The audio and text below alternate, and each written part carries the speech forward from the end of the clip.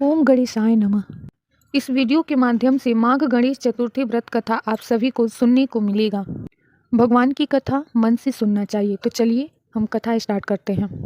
अपने हाथ में फूल और अक्षत लेकर गणेश जी को ध्यान में करके और इस कथा का स्मरण कीजिए। माघ गणेश चतुर्थी व्रत कथा।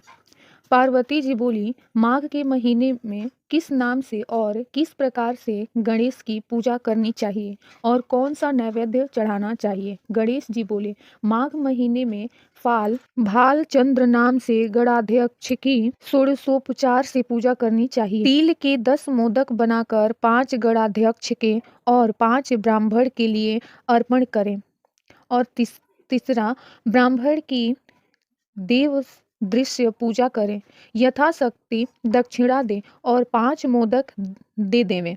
चौथा ये है कि स्वयं भक्ति युक्त होकर 10 मोदक खाएं। इस संबंध में राजा हरिश्चंद्र का इतिहास कहता है, सुनो। पहले समय में सत्यवादी ब्राह्मण भक्त हरिश्चंद्र प्रतापी राजा हुए।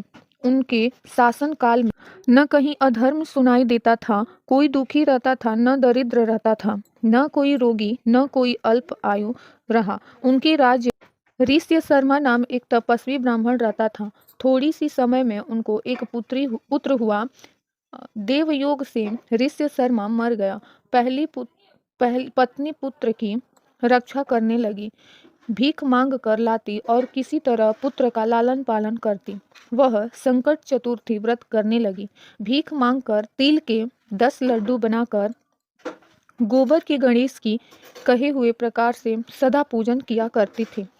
एक समय उसका 5 वर्ष का पुत्र गणेश की मूर्ति को खिलौना समझकर गले में बांधकर खेलने के लिए बाहर निकल गया।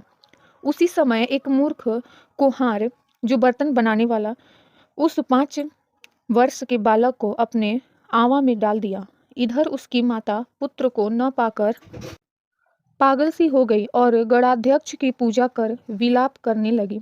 हे गणेश, हे महाकाय, हे जटा समूह शोभायमान, पुत्र दुखी से पीड़ित मेरी रक्षा करें। हे अनाथों के नाथ, भक्तों के अभीष्ट वर देने वाले, पुत्र दुखी से पीड़ित मेरी रक्षा करें।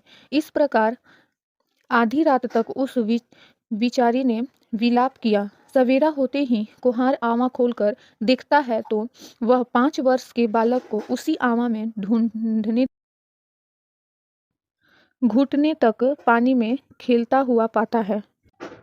इस प्रकार खेलते खेलते ही वह भय के मारे कांपने लगा। इसके बाद जाकर राजा के सामने जैसा उसने किया था वह सब कह सुनाया। कुम्हार बोला, हे राजन, मैंने ऐसा अपराध किया है जिससे वध्य हुआ हूँ।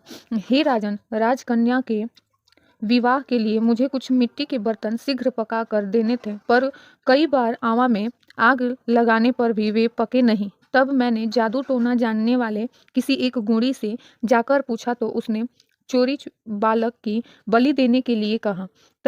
तब बड़ी चिंता उत्पन्न हुई कि इसके बालक अग्नि में डाला जाए। जिसके बालक को अग्नि में डालूंगा वह तो तुरंत ही मुझको काट डालेगा। इस भय से किसी राण के लड़के की बलि देने का निश्चय किया और अपनी भार्या को यह समझकर